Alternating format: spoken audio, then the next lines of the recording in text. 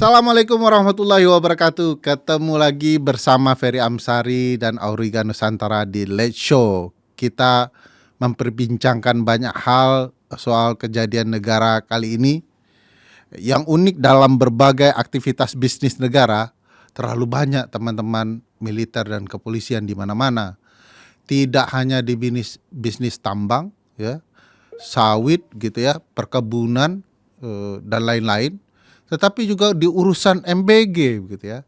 Ada setidak-tidaknya di unsur pimpinan Badan Gizi Nasional, satu orang polisi dan satu orang militer yang pangkatnya lumayan tinggi juga. Kita jadi bingung kenapa militer dan kepolisian kita ngurus banyak hal ya. Apakah profesionalitas harus punya pangkat dulu untuk mengurus berbagai layanan publik dan bisnis negara?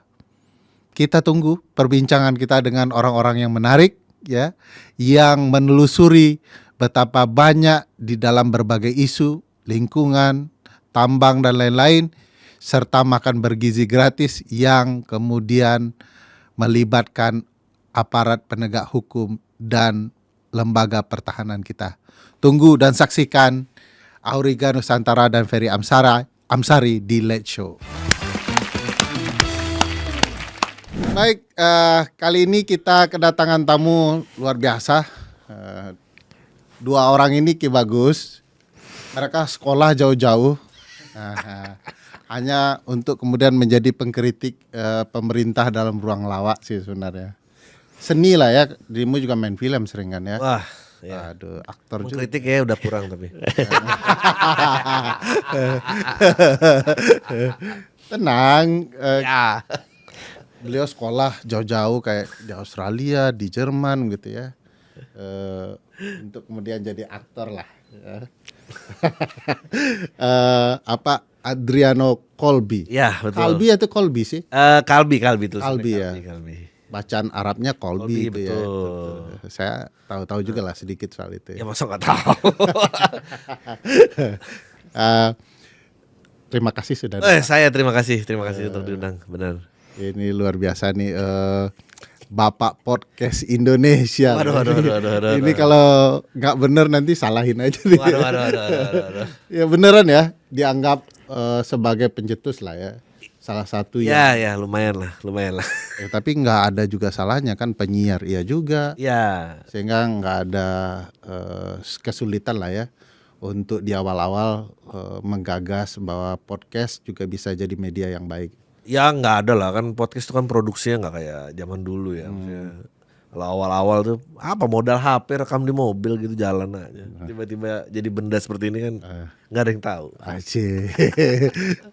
Nah, ini kita ketemu lawannya orang pemerintah sih sebenarnya. Secara resmi adalah pendukung pemerintah. Ya. Hanya secara anggaran tidak didukung pemerintah. Mendukung sendiri. Iya. Tidak mau merepotkan. Ya, Menteri Kegelapan Bung Rindra Danantara. Halo, apa kabar? Danantara loh ini. Sudah lama tidak bertemu kita. Ya, semenjak tidak matching jadwal dan HP hilang kayaknya. Waduh. Iya. Ya. Udah di reimburse. Dihilangkan atau hilang ya? Udah di reimburse. Nah, kita punya teman yang menurut bahasa Bang Adri ini adalah SJW. Oke. Ini candain aja nih. Ya, nanti. siap. Namanya Ki Bagus, dia dari Auriga Nusantara, peneliti di sini. Ya. Dan biasa bicara soal isu-isu lingkungan. Ya. Nah, termasuk juga kebijakan negara, tambang dan lain-lain. Termasuk yang mau kita omongin sore ini. Ya.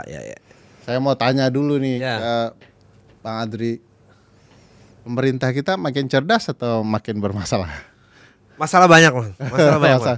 Masalah banyak. Kayaknya approval rating juga turun terus. Katanya 70 sih enggak, hampir Waduh, saya nggak tahu ya. Preferensinya. Tapi menurut media X sih kayaknya nggak begitu.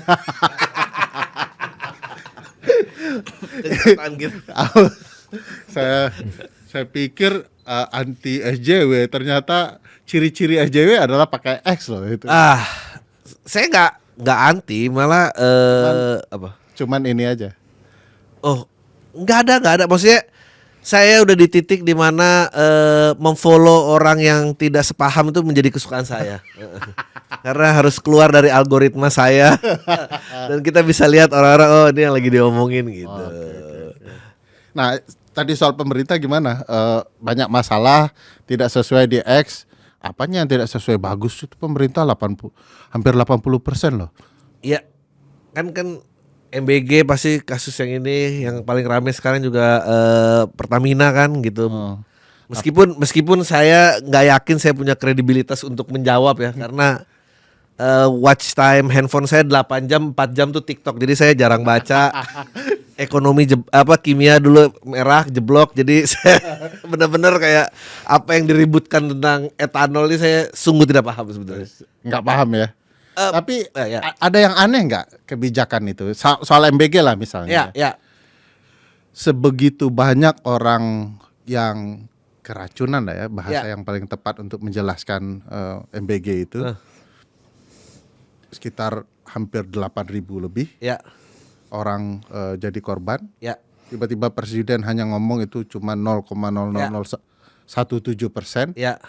Lalu kemudian tidak ada upaya menghentikan, orang berjatuhan lagi.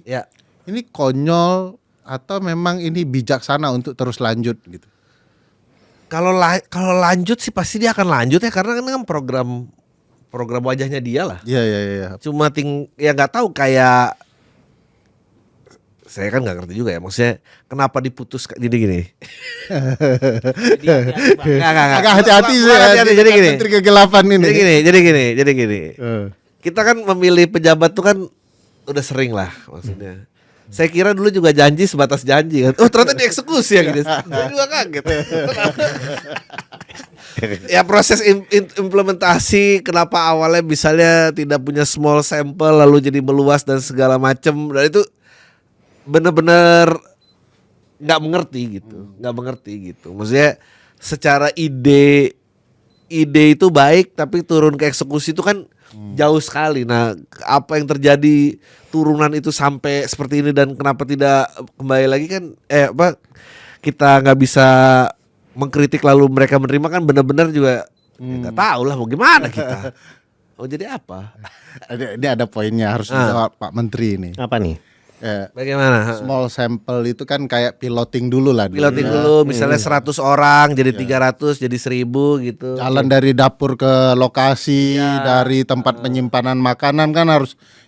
Kenapa sih nggak kepikiran dengan pemerintah buat ini pilotnya. Ini pilot. Langsung sampel besar ya. Ini pilotnya nggak perlu sampel kecil buat apa? Ya. Buat apa? 2025 tuh pilotnya.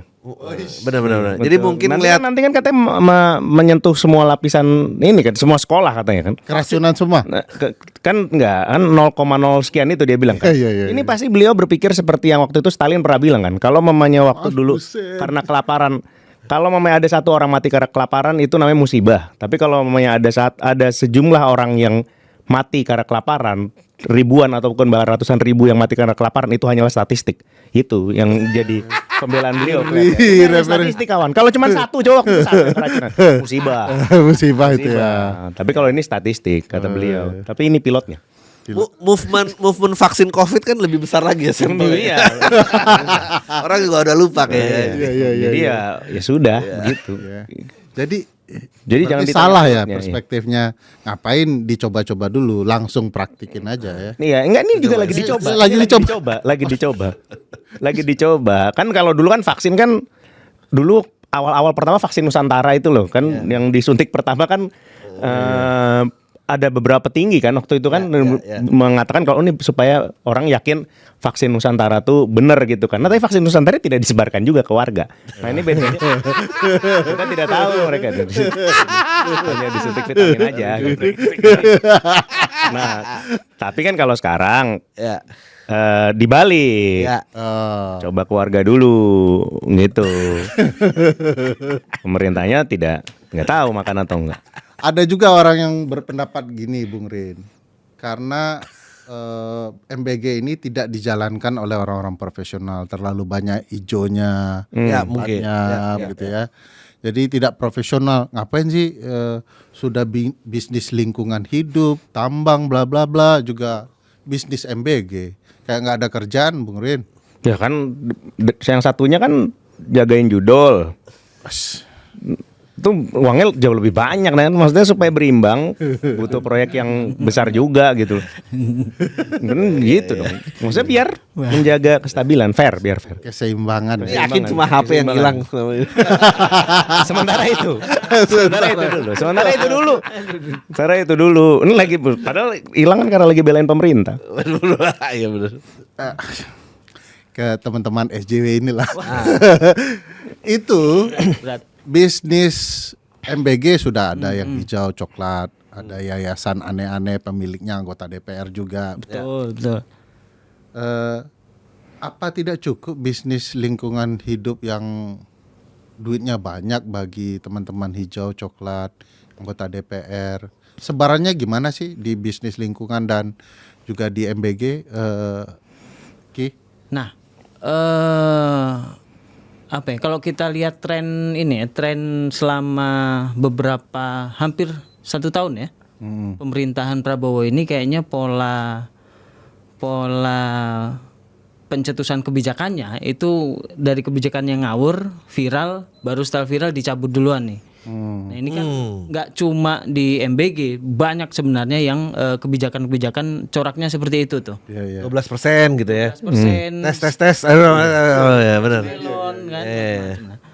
Nah ini kalau kita cek sebenarnya selama masa kampanye atau motor-motor politiknya selama kampanye di 2024 kemarin, itu siapa-siapa yang terlibat, ini juga yang menjadi pertanyaan. Proyek-proyek ini larinya apakah akan ke mereka atau enggak. Tapi kalau kita cek beberapa nama di belakangnya begitu ya, yang sekarang jadi komisaris, yang sekarang dapat proyek, yang sekarang perusahaan punya dia atau punya koleganya mendapatkan bagian dari proyek yang digagas oleh pemerintah, termasuk yang dalam status PSN, itu ya orang-orang yang menjadi bagian dari motor politiknya selama konstelasi politik 2024 gitu. Dan kalau ini dibiarkan terus berlanjut ya sepertinya apa yang dicita-citakan oleh Pak Menteri Kegelapan akan semakin cepat terwujud. Terima kasih. Nggak perlu menunggu sampai 2045, tapi akan semakin cepat menuju kegelapan. Iya. Jadi ini bukan program Pak Prabowo ya, ini program Menteri Kegelapan ya. Misi Menteri Kegelapan yang menyusup ke Pak Prabowo. Begitu ya. Tapi itu benar ya, Pak Adri. Misalnya soal peraturan tata laksana MBG ini, ini sampai hari ini belum ada loh. Iya. Jadi ketika dikritik oleh publik baru dipikirkan oleh istana, ya besok kita akan segera buat. Tapi segera buatnya sampai sekarang belum terjadi. Pilot Pak. Iya. Pilot. Pilot tidak perlu peraturan kan? Kan namanya SOP aja belum ada, jalan dulu kan pilot namanya. Pas evaluasi baru buat peraturannya. Ini kalau mamanya setelah berapa banyak korban tuh? Kurang tahu saya. Kan ini kan kalau ibaratnya di FNB itu ada namanya stress test kan. Jadi kalau restoran mau dibuka libatkan banyak orang, terus habis itu kita lihat nih sejauh apa kita bisa ditekan produksi kita gitu loh. Stress test ini, ya kebetulan masyarakatnya stres aja kan, betul stress test. Saya mau minta tolong Bang Adri lah, karena dia terkenal sebagai orang yang punya logika baik dalam menjelaskan. Logika baik ya? Ini salahnya logika Menteri Kegelapannya apa sih? Bukan salah, agak berbeda cara pandang lah. Beda. Jangan saling menyalahkan begitulah. Iya, tidak boleh menyalahkan lah ya. Kalau tadi dibilang kayak kata Mas Ki kan emang gayanya nih ada tekanan publik dia revisi gitu. Iya. Itu tanda pemerintah mendengarkan bukan sih? Nah, ini kan tuh. Itu udah bisa ya, udah bisa ya. Bisa ya. Betul. Bisa kan? Bisa. Betul. Kayaknya mendengar jadi staf Menteri Kegelapan aja nih. Ini pertama kali 2 lawan 2 sih. Padahal kita biasanya proyekan Menteri Kegelapan. Saya beneran nggak punya masalah dengan no viral no justice, beneran nggak masalah. Karena berarti bukti viral itu kan tanda urgensi ya. Iya. Mau apa? Tolak ukurnya kalau viral no justice. Iya. Nah, tapi itu yang selalu jadi catatan dalam beberapa kebijakan yang akhirnya direvisi. Di awal tuh memang tidak pernah ada riset yang mendalam. Iya benar, ini sepakat lah. 3 kilo dan PPN 12% dan macam-macam itu ya. Iya. Yang kedua, keterlibatan publiknya itu sama sekali nggak ada. Ini kebijakan yang keluarnya mendadak berdasarkan janji kampanye begitu, yang secara eksekusinya itu juga masih dipertanyakan. Gitu. Ya ini kan proyek besar ya. Betul. Anggarannya sekarang aja direncanakan lebih dari 300 triliunan ya, dan akan meningkat. Diambil dari dana APBN di ruang pendidikan, motong 700 triliun itu. Ya. Jadi ini sebenarnya bukan dana pendidikan sih, sebenarnya dana makan bergizi gratis. Nah, asumsi kita di awal Bang Adri, ini bakal piloting dulu, diuji coba 1 tahun, ya. Udah berjalan, tahu bahan yang beli di mana, simpan bahan di mana, lalu dimasak di mana, lalu dijalankan ke sasaran bagaimana gitu ya. Setelah lancar semua, baru tahun berikutnya jalan. Ini baru selesai kampanye, sudah ada rencana buat dapur lah dan segala macamnya. Jadi mau langsung eksekusi. Jadi agak buru-buru. Nah itu yang terlihat sih sebenarnya di pemerintahan sekarang ya. Tapi kalau dibalik tetap sama nggak tekanannya? Yang mana? Misalnya kita riset dulu mana udah janji kok nggak langsung jalan, sama aja kayaknya nggak sih? Kalau kalau riset kan begini, bisa diketahui polanya seperti apa, kebutuhan anggaran bagaimana, sasarannya siapa saja. Ya pasti kritik orang adalah kenapa tidak dijalankan, mana ada program yang langsung dieksekusi tanpa proses kan. Iya betul. Nah itu yang menjadi masalah menurutku. Lo iya benar, katanya maksudnya kan publik pasti lain lagi kan, maksudnya sama Oke. dulu juga ada Betul. janji. Soalnya bunga 0% mana nggak ada, karena orang butuh waktu, giliran minta waktu dia marah, ini sama. Tapi saya nggak tahu detail ya. Kira-kira Tidak mau mengulangi nih kesalahan DP 0% rumah. mungkin ya bisa jadi. Nah kalau keterlibatan Yang DPR jelas gimana? Yang jelas memang dari awal kalau saya melihat MBG itu kayak ini. Dulu ingat nggak kalau waktu kita sekolah tuh kita ada ujian kesempurnaan sholat mau lulus tuh. Ujian Waktu SD kan ada agama kan, lulusan ujiannya dilihat tes sholatnya itu kan dia 6 tahun kan baru mau lulus kan, sekali dites tuh kan. Ini permasalahannya itu dites tiap makan siang gitu. Jadi tiap hari ditunggu ya, salah di sini, salah. Jadi emang dari awal hari pertama ditentukan ini emang udah tinggal ditunggu aja salahnya ada di mana. Sebenarnya jangan ini bukan tes makan bergizi. Kalau saya sih nggak akan bikin program kekebalan tubuh. Saya nggak akan bikin program yang dimana saya bisa dikritik tiap siang sih kalau saya. Saya akan ganti yang lain. Kurang Pak lebih. Menteri gimana nih Pak Menteri? Yang saya mau sampaikan sudah disampaikan dengan baik. Ya, kalau MBG begitu-begitu aja, pasti akan ada yang keracunan terus. Kan kalau dibilang kayak, oh kok tidak Ketawa-tawa nih gue pasti kena hajar orang. hati-hati ntar HP-nya hilang habis itu. Maksudnya kayak tidak direncanakan dulu terus habis itu langsung dieksekusi saja kan. Maksudnya yang penting cepat eksekusinya, kan udah terbiasa, waktu itu beliau sudah melewati 98 juga memimpinnya. Langsung eksekusi saja, tidak pakai perencanaan yang tepat. Ya kan, langsung. Ngapain? Nggak usah. Siapa tahu nanti yang ada yang keracunan terus jadi menterinya siapa nanti. Gawat ya. Maksudnya nggak apa-apa. Ini pilot proses. Tahun kan udah ini setahun 10 nih. hari lagi setahun. 10 hari lagi setahun 10 kan. hari tahun, Iya. Berarti kan sesuai tadi dengan yang dibilang kan, setahun dulu supaya tahu masalahnya apa segala macam. Cuman ya ini prosesnya dipublikasi aja, diberitakan segala macam. Ini kan berarti pemerintah terbuka. Betul ya. Sesuai dengan prinsip pemerintahan yang baik ya. Iya. Cuman Dan mendengar lagi kata kata Bung Adri tadi. Iya. Setuju nggak sebenarnya wajah pemerintah kita adalah wajah cara berpikir bahlil gitu. Bahlil kenapa nih? Coba dijelaskan dulu. Kan sekarang ada persaingan industri minyak. Iya. Nah, bahlil menggagas nggak apa-apa juga kalau minyak kita itu dicampur etanol 10%. Murah-murah dikit lah gitu ya. Nah, kalau jebol ya itu masalahnya ada di mobil sih, bukan di minyak. Ya dibuat lebih tangguh dong mobilnya, kurang lebih begitu. Nah, cara berpikir gitu sama juga dengan MBG lah gitu ya. Iya. Kalau keracunan berarti perutnya yang masalah gitu ya. Bisa memperkuat Perutnya gitu yang ya. harusnya dipertangguh gitu, jangan menyalahkan pemerintah.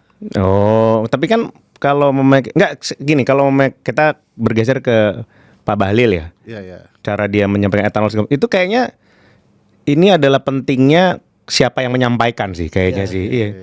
Itu sebenarnya ya kayaknya kalau yang ngomong bukan Pak Bahlil orang tuh masih mungkin bener gitu. Cuman karena yang ngomong beliau nih ya.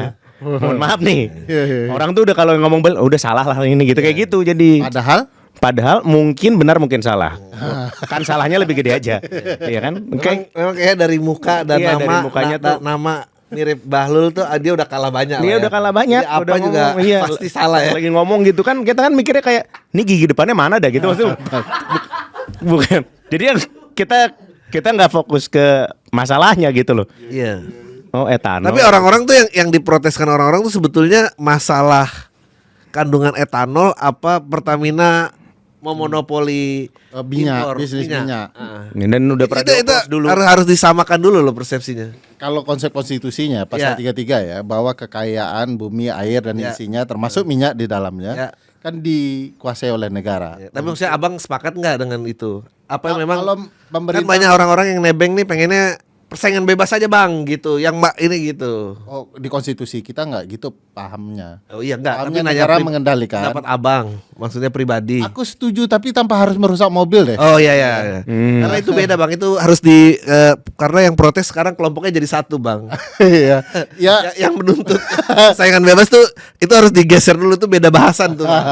Ya aku setuju kalau negara punya peran. Ya betul. Tapi kan bukan untuk merusak mobil juga. Betul. Tapi Saya memastikan sepakat. bisnis itu juga sehat. Iya. Kan kalau kita Pertamina ada di Malaysia kan dikendalikan juga oleh pemerintah Malaysia. Betul.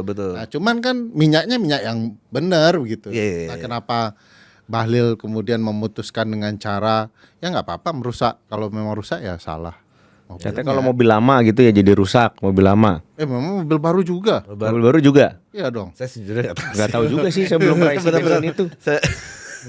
Sekarang Ini- udah lama nggak isi bensin gara-gara Nah, ini mau kita tanya ke Ki Bagus. Ini Bagaimana? siapa sih yang sedang bermain di bisnis minyak ini?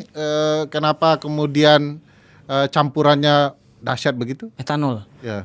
Nah, bicara soal ini urusan Pertamina ini setidaknya kan ada 3 masalah nih. Oh. Yang pertama soal Di Bahlilnya.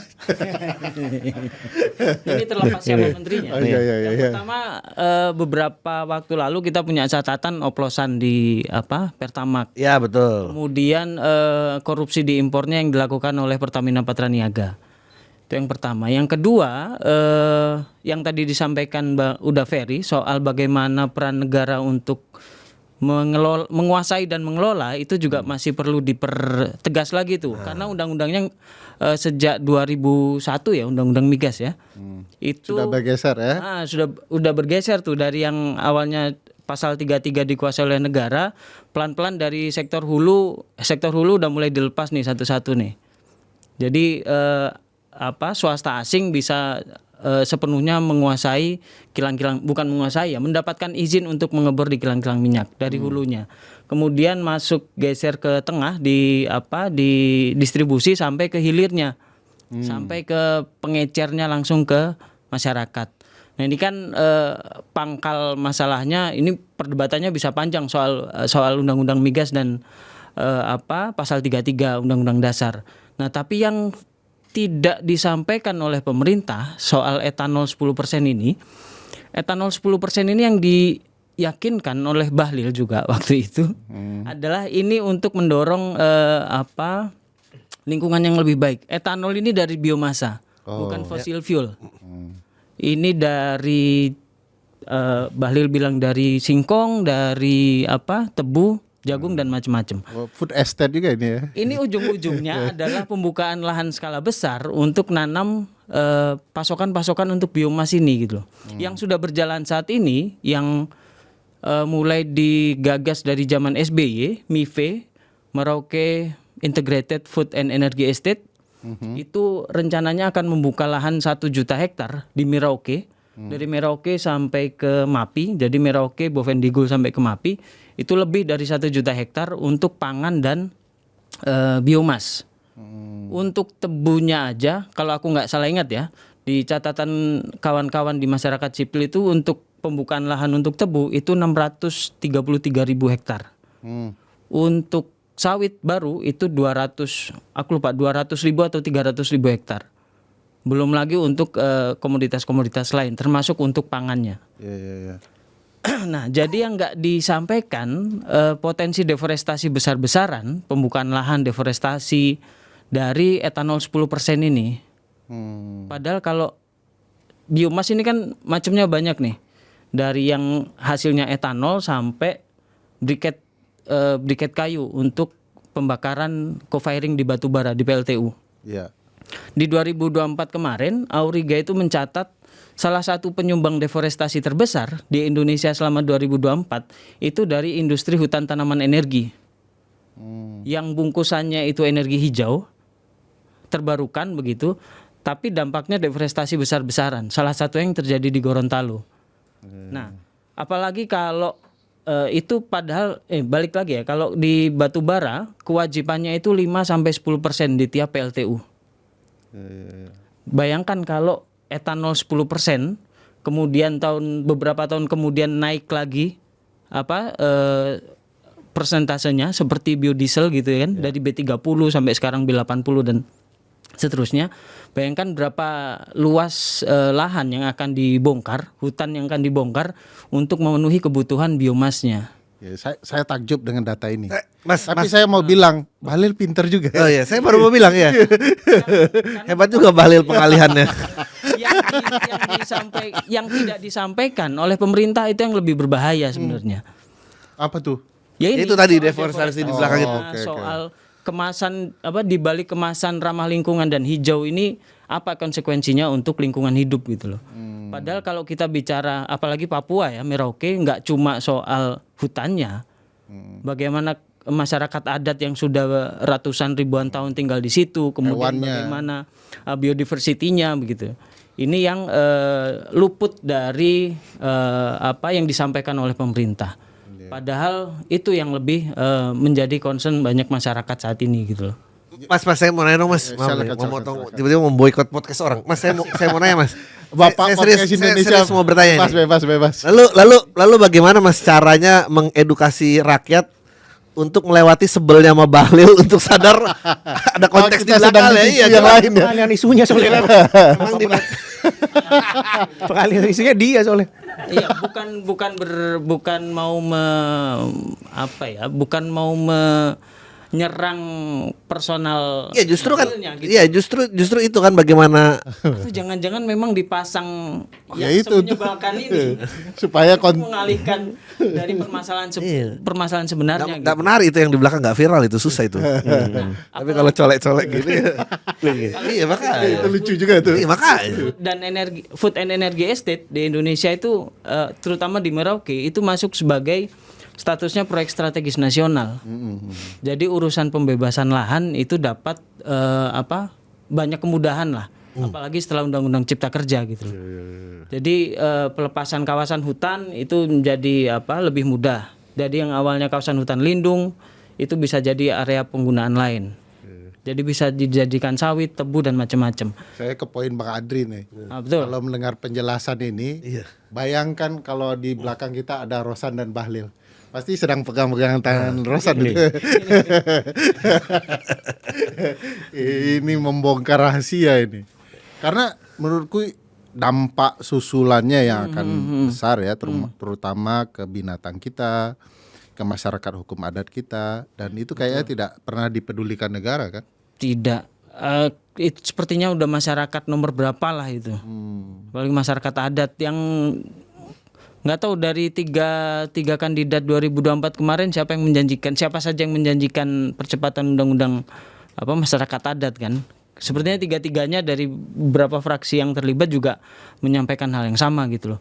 Tapi dalam praktek kebijakannya penggusuran masyarakat adat, haknya tidak diakui itu malah menjadi yang banyak muncul di lapangan gitu loh. Bahkan kalau protes, melawan, menghalang-halangi proyek strategis negara apalagi yang berkaitan dengan tambang, yaitu bisa dipidanakan gitu loh. Cukup dulu datanya. Siap. Pak Menteri, apalagi komen Pak Menteri soal data-data itu? Kalau menurut saya sih kan saya waktu dulu pas masa kampanye, saya selalu mengatakan kalau mamanya pilihlah 02 karena mereka itu bukan kucing dalam karung, terbukti. Terbukti ya. Ya, berarti maksudnya kita tahu apa yang kita pilih gitu loh. Maksudnya kalau saya nih ya milih 02 nih, tahu nih bakal jadi kayak gimana. Ternyata kan terbukti sekarang kan. Kalau yang dulu-dulu taruhlah dulu milih 2014 milih Pak Jokowi, saya nggak tahu baru di terakhir tuh kayak begitu. Iya, kelakuannya ya. Kalau ini langsung Kalau ini nggak pakai track recordnya tahun sudah pertama ada. langsung jadi gitu Harus loh. nunggu 2 periode. Enggak harus nunggu 2 periode, setahun aja belum. Iya udah. Ya, nggak perlu nunggu 12 bulan, nggak, bukan 2 periode. Langsung. Jadi maksudnya ini akan yang apa namanya yang sudah di-expect gitu loh. Yes. Iya, di-expect. Nah, sesuai nggak dengan ekspektasi Bang Adri nih? Wajah pemerintahan yang beginian. Kan kita bareng, sekubu kita.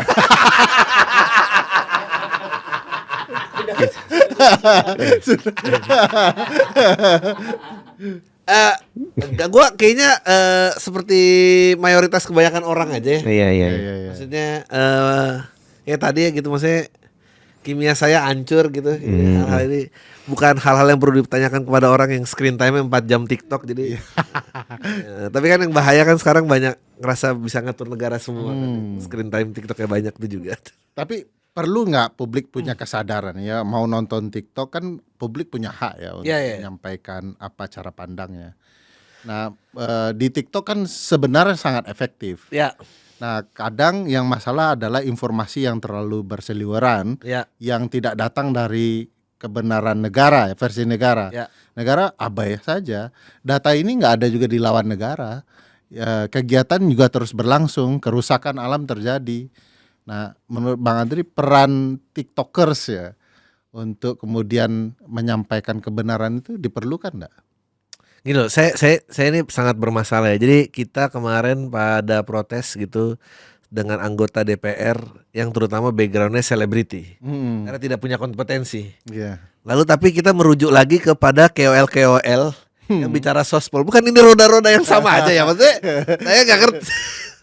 Saya bukan orang yang akan bicara kayak di luar kapasitas saya gitu. Tapi kayaknya banyak orang-orang yang merasa capable ngurus negara ini gitu. Meskipun kalau dilihat backgroundnya sih kayaknya sih nggak ada yang bisa sejujurnya. Problematikanya Ya, itu kan ruang publik, mereka tidak memegang kekuasaan. betul. Mereka tidak punya tanggung jawab. Betul. Jadi negara kayak memberikan Anda punya hak. Siapa tahu Anda benar dan aspirasi Anda kami dengar. Tapi yang orang yang kita pertanyakan di parlemen cuma tidak punya kapasitas, tiba-tiba rapat ditutup dengan nyanyi di DPR begitu ya. Itu kan karena mereka memegang kekuasaan. Betul. Jadi karena kapasitasnya bisa berdampak kepada etanol 10% gitu ya, MBG dan segala macam. Jadi kita mempertanyakan orang yang punya kekuasaan, sementara publik karena mereka tidak punya kekuasaan, kekuatan mereka ya bicara ya. Betul. Jadi bagi saya biarkan aja mereka bicara. Oh iya. Juga tidak akan berdampak apapun. Tapi poinmu penting. Poinmu penting bahwa orang jangan paling merasa kapabel ngurus negara. Negara itu sulit. Betul. Ngurusnya. Oleh karena itu kita kasih yang punya kapasitas kan. Betul. Tapi sistem kita gimana? Waduh. Jadi bagaimana nih ceritanya? Kemana-mana ini? Iya artinya etanol 10% itu ya karena pilihan kita, karena wakil kita. Iya memang one man one vote ini ya begini gitu. Maksudnya popularity issue akhirnya menjadi tingkatan isu berdasarkan urutan kepentingan gitu ya, mau nggak mau begitu. Jadi nggak tahu apakah maksudnya misalnya tadi kayak ngomong pemerintah tidak membuka informasinya yang perlu dibuka. Saya rasa kalau dibuka juga kayaknya yang lain juga kayak oh ya udah lagi. Kayaknya lebih butuh pengarahan supaya jangan terlalu kesal sama bahlilnya sebenarnya. Iya, betul. Soalnya kan tadi sebenarnya wacana ini sudah ada dari makanya zaman tadi SBY makanya pertanyaan saya adalah bagaimana cara mengedukasi masyarakat melewati kekesalan dari bahlil untuk melihat aspek yang lain itu kan. Supaya tahu inti persoalannya ya. Iya. Kan wacananya udah dari zaman SBY sebenarnya kan. Waktu dulu di zaman SBY pasti sudah disampaikan juga, tapi yang nyampein bukan bahlil. Iya. Kalau emang dari SBY kan berarti semua salah semua tuh kan gitu. Iya. Bahlil tuh ngomong saya sarapannya pakai telur, itu orang bisa sebel loh. Iya betul. Apapun yang keluar dari mulut Nia itu bisa bikin orang kesel beneran. Jadi kayak Iya, betul juga. Emang mungkin dari kawan Aurigan yang bilang kalau ini jangan-jangan balilnya dipasang supaya mengalihkan dari apa yang masalah sebenarnya gitu loh. Ya, mengaburkan gitu. Fair enough ya. Gimana caranya ya? Salah satunya podcast inilah. Ya betul. iya, Tapi bisa, betul. saya juga Kita hanya bisa menyampaikan kan. saya dari dengerin data itu kayak saya baru tahu sekarang ini juga gitu. Pintar juga Bahlil ya. Hebat. Pantas dia S3 di Hebat istilah ya. Kalau di urusan hutan untuk energi itu bukan cuma Bahlil. Di awal menjabatnya Raja Juli Antoni sebagai Menteri Kehutanan, Iya, 20 juta ya. mengalokasikan 20 juta kawasan hutan ya. Kawasan 20 hutan juta hektar. untuk pemenuhan energi dan pangan. Mas, saya mewakili masyarakat umum, Mas. Nama tadi aja saya baru dengar sekarang, Mas. Jujur aja. Tapi kalau Bahlil saya tahu. Itulah kenyataan yang harus dihadapi. Jadi Raja Juli Antoni tidak Yang ini Bang Andri yang main domino sama pembalak hutan. Ya saya tahu main domino itu, tapi kalau dia bertahun tahun sih saya nggak tahu. Itu Saya wakil masyarakat umum aja. Menteri Hutan Ya, yang ketolong kemudian sama Bahlil itu. menggagas 20 juta. Sepakat saya. Iya. Saya yakin semua orang yang protes itu juga taunya main domino itu doang. Kalau nggak ada Bahlil, Adri tahu Raja Juli Antoni Nggak pasti. mungkin. Ini persis ini nyambung ke topik di pointer yang udah dikasih. Ini persis kenapa ijazah palsu itu ada terus sampai sekarang.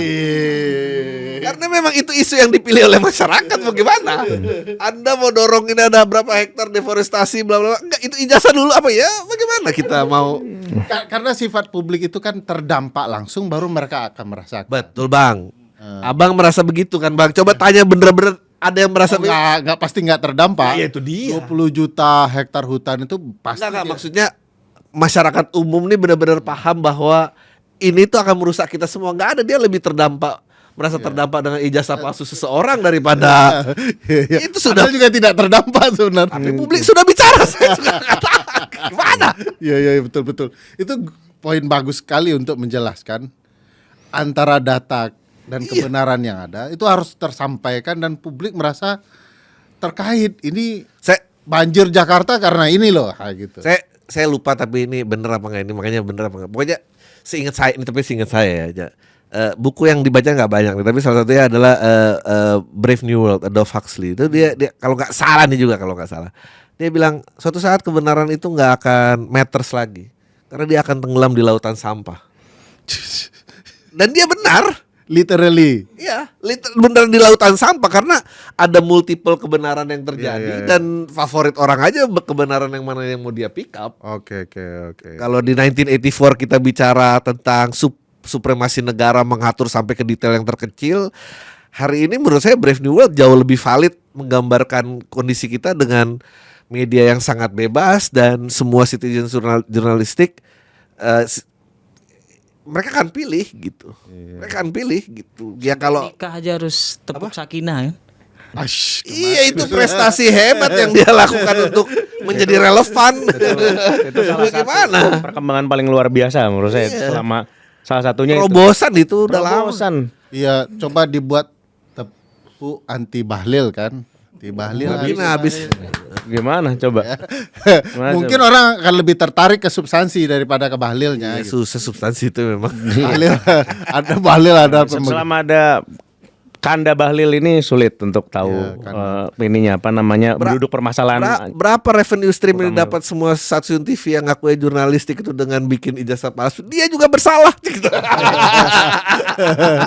Nggak kelar. Selalu ada tuh kayak tiap minggu orang yang ribut-ribut. Iya, kalau tidak bapaknya ya anaknya kan. Lo harus tonton di Netflix Get Me Roger Stone. Itu adalah seorang guru kampanye dari Amerika. Dia ngehandle Nixon sampai pidatonya Bill Clinton, I did not have sexual relationship with Monica Lewinsky, sampai memenangkan Trump di MAGA. Di situ dia sepanjang itu dan dia spesialis negatif campaign.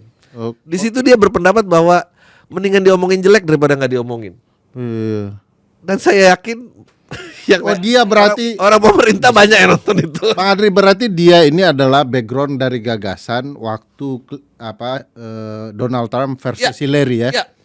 Bahwa nggak perlu mengkampanyekan bahwa Donald Trump harus menang, tapi kampanyekanlah bahwa Hillary sudah menang, sehingga pemilih-pemilih muda berpikir ngapain juga ke TPS, Kan Hillary sudah menang. Bisa jadi. Mundur akhirnya yang menang Donald Trump kan. Dia orangnya. Oh, perlu nonton saya tuh. Harus nonton itu. Jangan-jangan penasihat Bahlil juga. Tapi ya, saya nggak tahu. Bahlil tuh takdir kalau itu tuh emang begitu kekuatannya gitu loh. Pasti dia tahu nggak sih ada satu orang nih yang diajak ke satu lingkaran kekuasaan cuman karena vibe-nya doang. Nggak, tapi bro, Dia itu ya. tapi itu sih. tapi sebagai manusia ya, yang menyangka dia akan berjalan sejauh ini tuh pasti nggak ada bro. Dia doang. Iya, itu udah teman sekolahnya juga nggak pernah ada yang percaya. Ini kayak lu bisa sampai sana dia gitu. Ya, mungkin harus diundang teman-teman SMA-nya, apakah benar gitu. Dulu Itu kita harus angkat topi juga. pernah mikir nggak kawan Bahlil bisa sampai seperti ini gitu? Wah, Nggak ada. dulu yang apa? Nggak ada yang curiga. Nggak ada. Itu tetangganya Mamat Al-Katiri loh. Waduh. Ceritanya lucu-lucu lagi kan. Maksudnya kalau dari ceritanya tuh nggak nyambung sih dari ceritanya bisa sampai. Tapi ya selamatlah Pak Bahlil. Udah jadi gila ketum Golkar gila. Iya. Tapi sih wajar sih menterinya Bahlil ya, wakil presiden aja ada isu ijazah. Presiden sebelumnya juga isu ijazah. Pendidikan bukan sesuatu yang penting kan. Orang tidak punya kesadaran lingkungan ya karena kualitas Tapi pendidikan. saya mau counter. Oh siap. Nih. Tapi hari ini Mm. warga negara Indonesia belum pernah se-concern itu dengan background pendidikan seorang pejabatnya.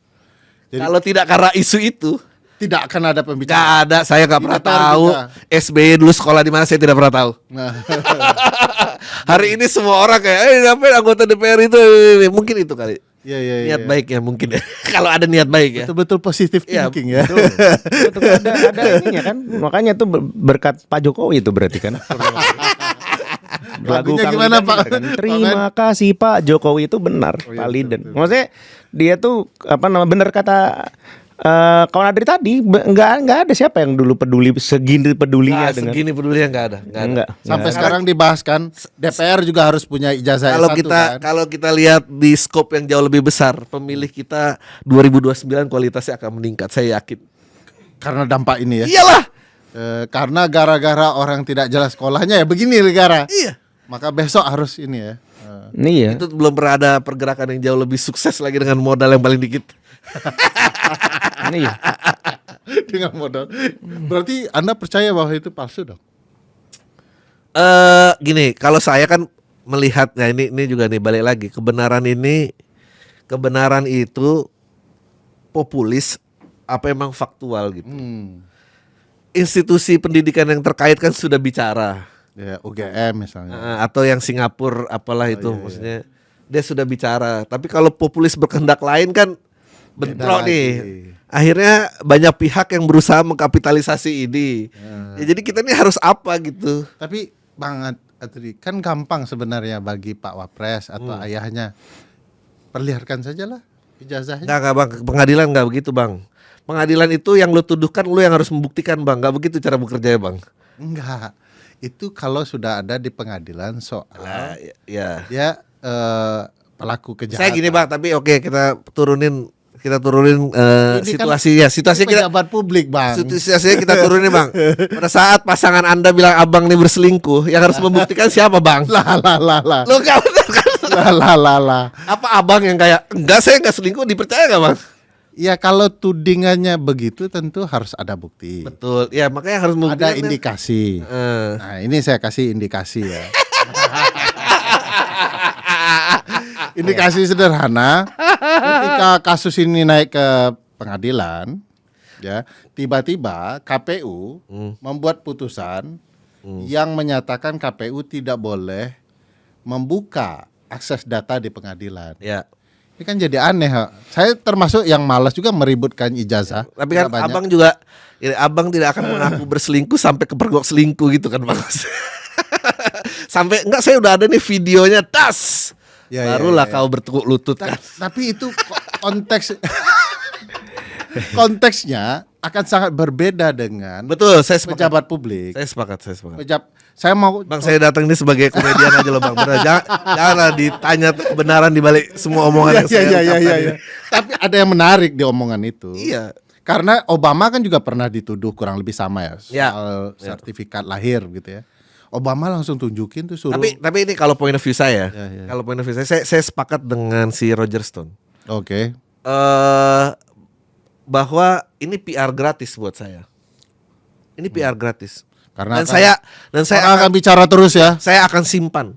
Saya akan simpan selama-lamanya selama conversation ini masih jalan. Iya, iya. Mungkin ntar kalau darah-darah dikit dia tunjukin ujungnya doang ada i tutup lagi gitu. Biar jalan lagi. Ya benar tuh. Saya Bu Menteri kan bilang juga begitu tadi kan bahwa Ini PR ini gratis. bicara tiap hari soal ini. Betul. Dan orang nggak lupa-lupa dia gitu ya. Lebih susah dia ngiklanin jasanya, lebih mendingan dibicarain ini. Saya agak yakin soal PR itu ketika melihat gaya beliau pakai kacamata sih kemarin. Sesuatu yang tidak penting kan tiba-tiba ada polesan tertentu untuk terus dibicarakan kan. Jadi wajar saja bisnis dia di banyak hal juga terus berlangsung, tapi kita membicarakan kacamatanya, ijazahnya. Tapi kapal-kapal tambangnya tidak kita bicarakan kan. Iya. Gimana tuh? Berapa banyak sih kapal tambangnya, Ki? Sebelum ke situ mau kalau balik lagi ke soal Klarifikasi. ijazah. Oke. Soal pembuktian. Kenapa nggak seperti orang bayar pajak aja kan? Iya. Kita bayar pajak. Ini salah satu materi saya. lucunya Bang Ya. Adriano Kolbi nih. Iya. Ini rakyat yang bayar pajak, tapi rakyat yang harus lapor ke Ya. Dirjen Pajak. Gitu. Betul. Kalau itu berlakukan ke kasus ijazah ini, gitu. Jadi kan Jokowi juga punya dia yang kuliah, nggak masalah dong dia tunjukkan ijazahnya gitu loh. Selesai di situ. Tapi sepakat dengan lebih baik dibicarakan jelek daripada tidak dibicarakan sih. Iya.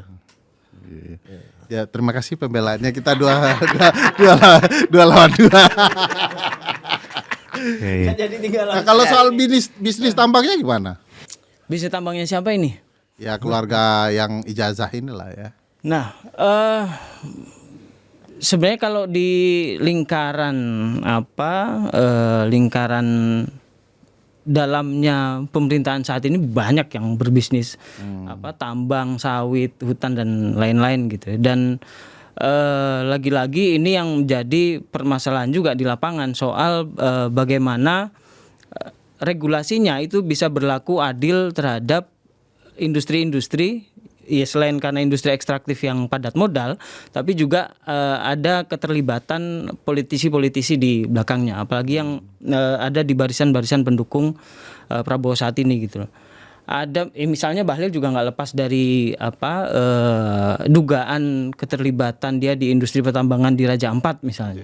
Ada beberapa perusahaan yang terkait kuat dengan dia, walaupun Di Pulau Gak itu. di Raja Ampat lah, di salah satu yang dicabut kemarin juga.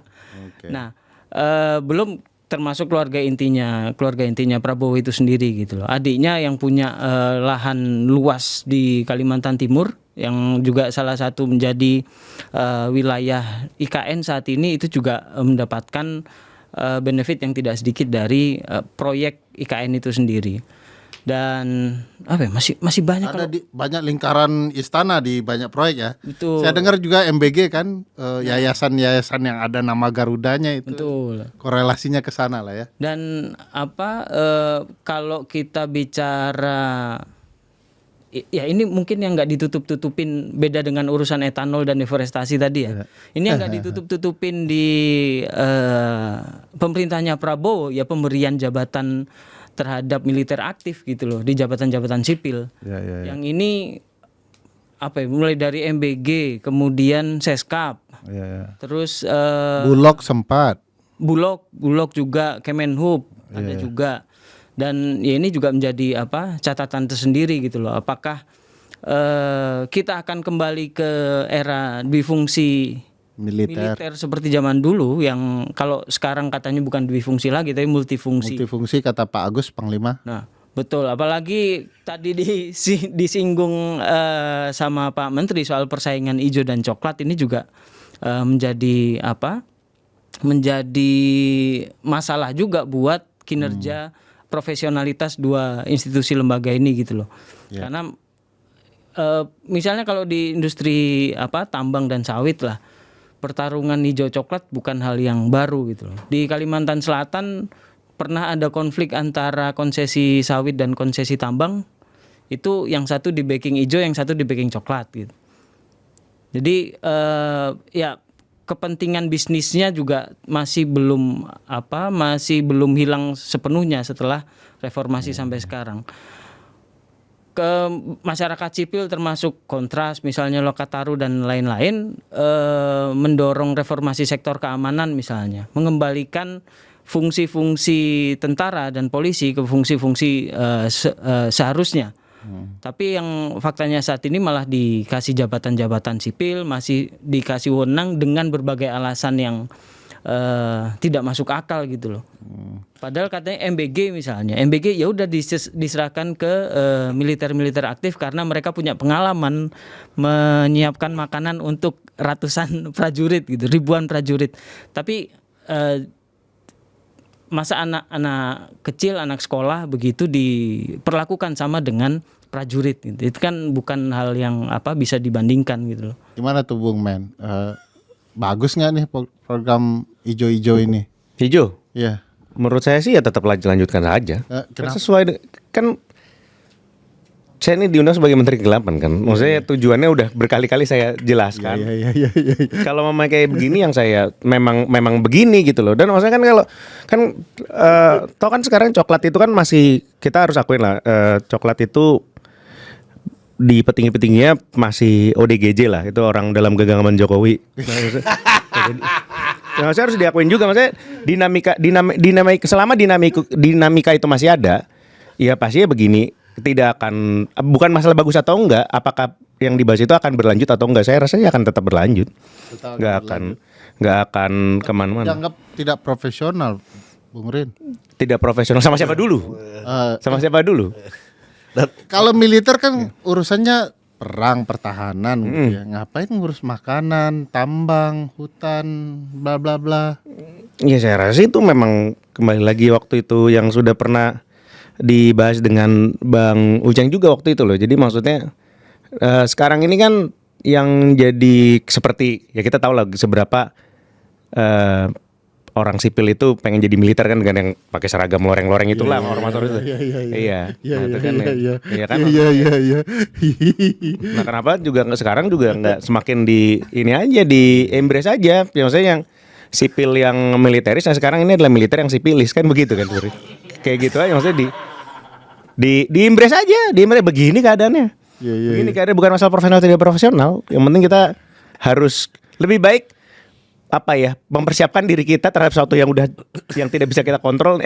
Diri kita bisa kita kontrol kan emosinya kan. Tapi kalau kayak begini emang kita bisa kontrol. Kayak kata Adri tadi kan, ya ini kita tuh udah bukan udah di luar kuasa kita gitu loh. Ya sudah. Profesional kan menurut siapa? Orang kata Pak Prabowo aja kayak gini masih sangat kecil kan, yang dari yang keracunan hanya 0,017. Stalin kan, hanya statistik. Stalin, Pilis dan Stalin. Ada komentar Bang Adri soal si Pilis dan Stalin? Komentar apa ini?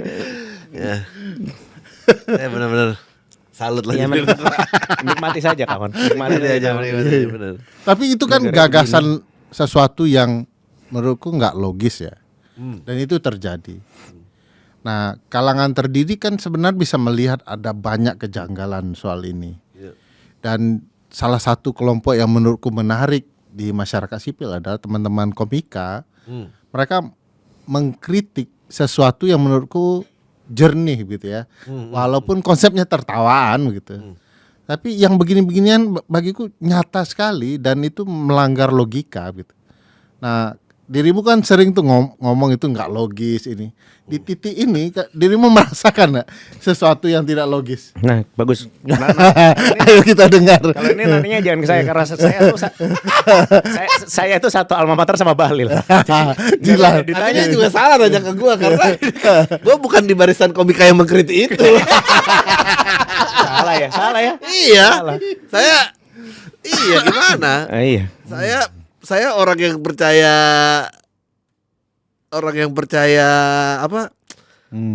seni di atas pesan. Seni di atas pesan. Oke, asik. Saya bukan kebalikannya gitu, dan kayaknya itu pilihan orang masing-masing gitu.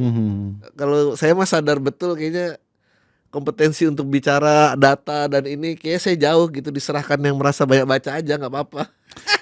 Tapi aku sih nggak ngomong soal data sih. Nggak ngomong maksudnya tapi pengetahuan tadi gitu bahwa ini saya nggak tahu ya, kalau orang ngecap gue pinter itu salah yang ngecap kayaknya. Kalau saya sih saya Aku tidak bilang pintar tapi logis. ya tapi saya jauh dari itu. Maksudnya mungkin pernah ada suatu masa gitu ya, maksudnya ya Iwan Fals juga ada masanya gitu kan, abis itu dia pengen yang lain kan, dia tidak boleh bongkar terus gitu. Saya juga rasa saya ada di sana gitu. saya tidak bertanggung jawab terhadap ini. Mungkin ada yang lain, mungkin yang lebih tepat yang kemarin yang show 10.000 orang gitu lebih Kalau gitu saya buat stand up spesial juga. boleh. Berarti lu pikir lu pinter dulu ya, salah satu spesial. Lu pikir lu keren. Lu pikir lu keren. Lu pikir lu pintar. Karena Sekarang lu pikir itu tidak logis ya. enggak, karena gini loh. Nih aja jadi bicara filosofis. Ya silakan. Enggak apa-apa. Lagu Whitney Houston, Wah, sih. Saving All My Life For You. Saving All My Life For You gitu. Itu kan cerita tentang jadi pelakor kan. Cerita jadi pelakor bahwa dia menunggu, gue tahu lu datang tapi lu harus cepat pulang karena ada keluarga lu menanti kan. Tapi gue saving all my life for you gitu. Ya dalam berkesenian boleh aja. Jadi tidak harus membela yang benar. Membela yang salah nggak apa-apa. Ya nggak apa-apa, nggak apa-apa. Oke. Nggak apa-apa. Itu yang ya boleh banyak aja. Dia tidak konformis terhadap Ya. bidang tertentu dan itu dikembalikan ke pilihan masing-masing gitu. Ya, aku juga sepakat sih nggak terlarang, itu adalah hak. Betul. Karena kebenaran itu kan bukan entitas tunggal ya. Betul. Siapa tahu tidak benar hari ini, kemudian kita sadar suatu waktu adalah kebenaran yang baru kan ya. Ya. Atau sebaliknya. Ya. Yang mutlak benar itu kan Bahlil ya. Dia dengan gaya dan segala macamnya. Jadi tidak ada persoalan, tetapi aku mau melihat bagaimana kita bisa menjelaskan sesuatu yang tidak logis ke publik. Karena poin dirimu itu tadi, Iya. data ini bisa dipahami publik bagaimana. Iya, dan menurut saya misalnya sebagai penggiat komedi gitu ya, materi barusan itu sangat sulit dilucukan. Sipilis tadi. Enggak, maksudnya data. Oh, data dia. Kalau dia mah beda lagi. Itu sangat sulit bebannya. Ya. Jadi kalau dilempar dan itu tidak lucu, sebetulnya saya tidak melakukan tugas saya. Maksudnya saya lebih besar part komedi daripada kritikusnya. Betul. Mungkin itu harus dilemparkan ke tempat orang lain gitu. Kalau mau mengkritik ada lucu-lucunya ya silahkan gitu. Ya memang teman-teman Auriga juga punya kendala besar ya. Ini data betul. Iya. Bagaimana sampai ke publik? Ini mau stand up apa lagi baca Tempo gitu maksudnya. Betul. Saya jual apa? Kan saya nggak jual itu. Iya, betul. Tapi dirimu pernah nonton episode soal teman kita pernah makan nya badak begitu ya. Lalu ada proses yang menurut kita itu lucu sebenarnya. Pesan itu mudah tersampaikan ke publik ya. Iya. Kok ada peneliti makan badak untuk mencari tahu soal di mana keberadaan badak gitu ya. Nah, padahal negara nggak pernah mikir untuk sampai makan badak untuk melindungi badak kan. Dan kita nggak perlu makan Bahlil supaya tahu Bahlil di mana. Udah langsung tahu. Kan itu nggak perlu dilakukan udah kalau itu kan. Ya, aku setuju itu akan jadi sangat sulit, bahkan bagi kita sesuatu yang lucu di proses penelitian dan lain-lain itu tetap mungkin akan sulit disampaikan secara lucu. Tapi kan kelebihan teman-teman stand up, mereka sebelum punchline kan ada banyak premis ya. Dan di bagian premis itu selalu ada upaya pencerdasan. Nah, quote and quote ya. Pencerdasan dalam artian kalian bertutur dulu. Nah, artinya ada poin yang bisa dimasukkan di sana. Kenapa pilihannya tidak di poin yang bicara soal lingkungan, publik luas, atau karena memang itu tergantung diri personalnya ya? Kalau dirimu di isu lingkungan jadi bisa dilucukan, kalau tidak di isu itu ya sulit ya gitu ya. Ini saya jujur aja nih Bang ya. Yang saya lempar ke publik itu saya harus bisa yakin melucu itu dulu. Jadi kalau di luar kapabilitas saya untuk melucu itu, saya nggak akan ngomong. Tapi bukan berarti pribadi saya tidak bisa peduli, sepakat dengan itu atau tidak saya bicarakan dengan ruang privat. Tapi itu bukan sesuatu yang saya nggak ini. Maksudnya gimana ya? Kayak misalnya musisi gitu.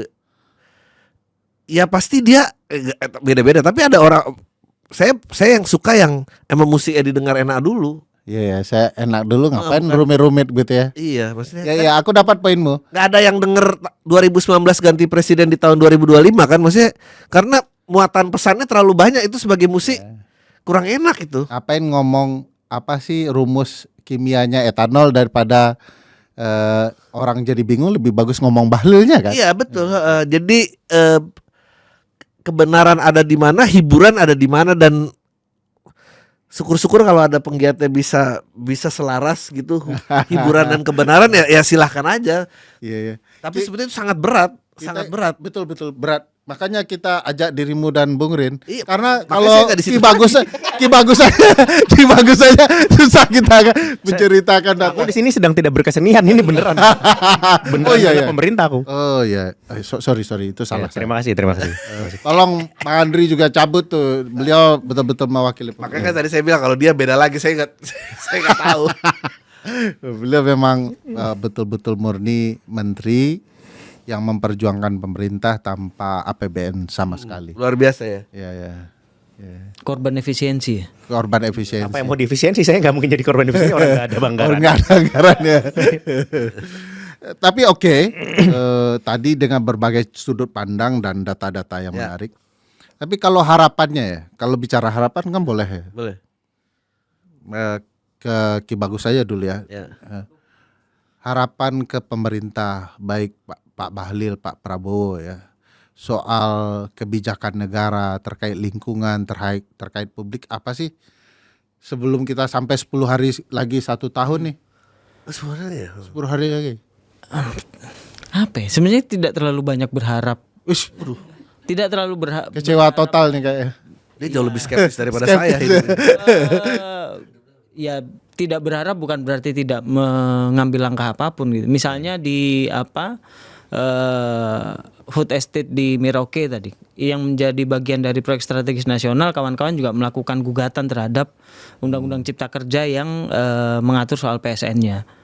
Dan kerja-kerja soal apa yang tadi disampaikan oleh Bang Andri, misalnya soal bagaimana mengedukasi masyarakat, ini juga pelan-pelan juga kami lakukan, termasuk dengan cara seperti ini gitu, mengemas yang nggak lucu ini menjadi lucu gitu, agar seni dan pesannya bisa berjalan beriringan. Dan kalau terhadap sosok-sosok ini sebenarnya kami bukan orang yang melihat sosoknya ya, tapi apa yang kebijakan yang dimunculkan oleh mereka. Ya walaupun di satu sisi kalau kita bicara Kementerian ESDM secara menyeluruh gitu ya, nggak cuma sosok Bahlilnya, ada beberapa langkah misalnya yang dilakukan oleh Kementerian ESDM untuk memperbaiki tata kelola di sektor pertambangannya misalnya, atau di sektor hilirisasinya, di smelter nikel dan lain-lain. Ini menjadi bagian dari tugasnya Kementerian ESDM, walaupun masih berjalan pelan lah, tidak sebanding dengan kehebohan yang disampaikan oleh Bahlil gitu. Di SDM sendiri misalnya di Satgas Hilirisasi yang dibentuk oleh Prabowo beberapa bulan lalu, itu ada upaya untuk melibatkan teman-teman. Satgas Hilirisasi ini beda dengan Satgas Hutan. Beda. Jadi banyak Satgas ya. Kayaknya itu juga model kebijakan. Jadi ada Satgas penertiban kawasan hutan, ada Satgas Hilirisasi. Dan menariknya Satgas ini berupaya untuk melibatkan kawan-kawan masyarakat sipil, ada pelibatan publik yang lebih luas gitu. Walaupun secara transparansinya juga masih belum terbuka sepenuhnya gitu loh, masih terbatas di beberapa stakeholder saja. Tapi ini yang membuat kita berupaya untuk tidak terjebak di sosok siapa yang menjadi simbol dari badan atau institusinya gitu loh. Tapi apa yang dilakukan, kebijakan dan apa dampaknya ya. Wah, harapannya Begitu mungkin. tidak ada harapan tapi panjang juga kritiknya. Tapi lebih gampang menggiring publik untuk berburu termul kan sebetulnya. Itu yang sulit kan. Daripada mencela. Iya. Bagaimana bicara itu? Gak bisa kan. Nah, ini harapan orang pemerintah lagi. Apa harapan menjelang 1 tahun ini, Bung Rin, terhadap pemerintah yang gelap ini? Ini sebelum harapannya nih, coba ini kayak pengen tanya ke kalian ya. Pernah nggak sih kayak kan dulu kayak Pak Jokowi, Pak SBY apa tuh ketika setahun pemerintahan tuh kita kayak nggak terasa ya udah setahun. Ini pertama kali loh saya berasa. Wah, lama juga setahun ya gitu maksudnya bener-bener berasa gitu loh kalau sekarang menurut saya. Ini peringatan 1 tahun pemerintahan yang paling dinanti ya. Kayaknya Belum gitu, pernah ada maksudnya masyarakat sadar kayak bahwa setahun itu penting. setahun itu lama ternyata gitu loh. Kayak maksudnya kalau saya pribadi harapannya sih nggak terus kayak gini aja sesuai dengan ini udah sesuai dengan track yang saya harapkan itu udah sesuai udah nggak jangan terlalu cepat juga segini aja cukup nggak ada lagi Harapan Saya. Adri lagi. Gak ada bang, sebenarnya harapan itu cuma apa ya? Menjual mimpi ya. Bukan, maksudnya ini kemarin bahas sama panjang sama Kania waktu itu cerita tentang 17+8. Dan kemarin ada penembakan Charlie Kirk itu. Sekarang ini yang rumit adalah bagaimana menyampaikan sebuah gagasan tanpa bikin orang marah. Oke, betul. Karena kalau udah bikin orang marah, poin yang mau disampaikan udah hilang. Hilang ya. Tapi sekarang problemnya adalah membuat orang marah ini gampang sekali. Meskipun kita udah bergeser ya, maksudnya dulu kan ada kadrun, ada apa, maksudnya itu, maksudnya dulu ada sara gitu, Cina, Melayu itu suku, abis itu kita bergeser ke aliran dah, kepercayaan itu kan kadrun itu kan menghina ke aliran orang. Sekarang tuh udah ketermul berburu 58. Ini sebetulnya kalau dari skop besar kita sebagai masyarakat membaik karena bergeser ya dari sara dia udah mulai ke ideologis lah. Jadi mungkin butuh 2 periode lagi kali ya agar perdebatan kita ini jauh lebih sehat. Yang penting harapan saya jangan bensin untuk memantik kebencian itu turun lagi sampai ke level sara karena itu yang mengerikan gitu. Itu aja, sisanya ya udahlah dinikmatin aja gitu bahwa narasi termul ini dia udah lebih baik daripada 2 periode yang lalu. Kalau 2 periode lagi lebih serem lagi, lebih serem. Betul. Lebih serem lagi. Mungkin kita harus sabar kali. Ya. Wais. bijak Nasihat pengajian betul itu. Ya, saya pikir ya masih banyak harapan. Apapun bentuknya mengkritik itu karena harapan. Betul. Mempertahankan gagasan itu juga mungkin karena harapan. Ya, jangan berhenti berharap. Sesuatu mungkin akan terjadi dan bisa berubah.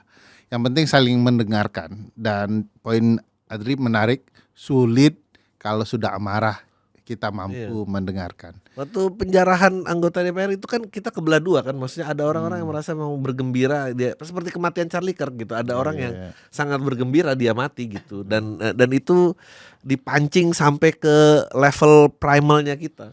Ya, tapi Ki Bagus sih percaya bahwa penjarahan para artis itu adalah rekayasa alat kekuasaan juga. Betul.